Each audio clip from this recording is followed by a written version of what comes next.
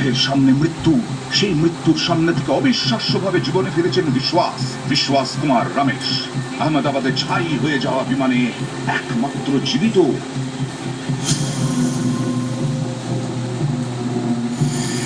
বৃহস্পতিবার দুপুরে আহমেদাবাদের বহুতলে বিমান ধাক্কা মারে আগুনে পুড়ে ছাই হয়ে যায় বোয়িং ড্রিমলাইনার। যাত্রী, কর্মী, পাইলট মিলিয়ে বিমানে ছিলেন 242 জন। এর মধ্যে 241 জন মারা গেছেন। অবিশ্বাস্যভাবে একমাত্র বেঁচে গেছেন বিশ্বাস কুমার রমেশ। কিন্তু কিভাবে ঘটল এই বিস্ময়কর ঘটনা?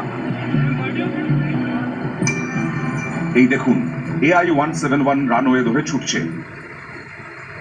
আপনাদের দেখিয়ে দিই বিমানের ভেতরটা। শুরুতে ককপিট, যেখানে পাইলট এবং কোপাইলট বসেন, তারপরেই মূল দরজা, যেখান দিয়ে যাত্রীরা বিমানে ঢোকেন। তারপর সিটের প্রথম 3টি সারি, এটা বিজনেস ক্লাস, অর্থাৎ বেশি ভাড়ার যাত্রীরা এখানে বসেন। এরপরেই এমার্জেন্সি দরজা, সেখানে 11A সিট, অর্থাৎ বিমানের এমার্জেন্সি গেটের একেবারে পাশে বাঁ দিকের সিট। বিমান যখন একেবারে নিচের দিকে নেমে বহুতলে ধাক্কা মারছে, সেই সময় আরেকবার সেই সিটের অবস্থানটা দেখুন। বিমান ধাক্কা খাওয়ার পর এই জায়গাটাই ভেঙে যায়, ফলে এমার্জেন্সি গেট খুলে বাইরে গিয়ে পড়েন বিশ্বাস কুমার রমেশ। বিমান ততক্ষণে ঢুকে গেছে বহুতলের ভেতরে। কয়েক সেকেন্ডের মধ্যে নিচে পড়ে যান তিনি। ততক্ষণে বিমানে বিস্ফোরণ এবং আগুন ধরে যায়।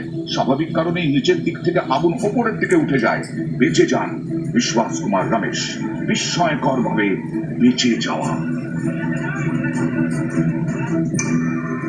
20 বছর ধরে ইংল্যান্ডে থাকেন বিশ্বাস কুমার রমেশ। বছর 40-এর এই যুবক ব্রিটিশ নাগরিক সম্প্রতি ভারতে আসেন। দাদার সঙ্গে লন্ডনের বিমানে চড়েন। আহমেদাবাদের বিমান দুর্ঘটনায় তার সেই দাদা মারা গেছেন, কিন্তু বিস্ময়কর ভাবে বেঁচে গেছেন বিশ্বাস কুমার রমেশ। বিশ্বাস কুমার রমেশের সিট নাম্বার ছিল 11A আর তার দাদার 11J। এটি ডান দিকে, সেদিকে দেওয়াল থাকায় কেউ বেরোতে পারেননি। বিশ্বাস কুমার রমেশের সিট ছিল বাঁদিকে, এমার্জেন্সি গেটের একেবারে পাশে। বিমান ধাক্কা খাওয়ার পর এই জায়গাটাই ভেঙে যায়, ফলে এমার্জেন্সি গেট খুলে বাইরে গিয়ে পড়েন বিশ্বাস কুমার রমেশ। পাঁজর, মুখে এবং চোখে আঘাত লাগে। বিশ্বাস কুমার রমেশকে আহমেদাবাদ সিভিল হাসপাতালে ভর্তি করা হয়।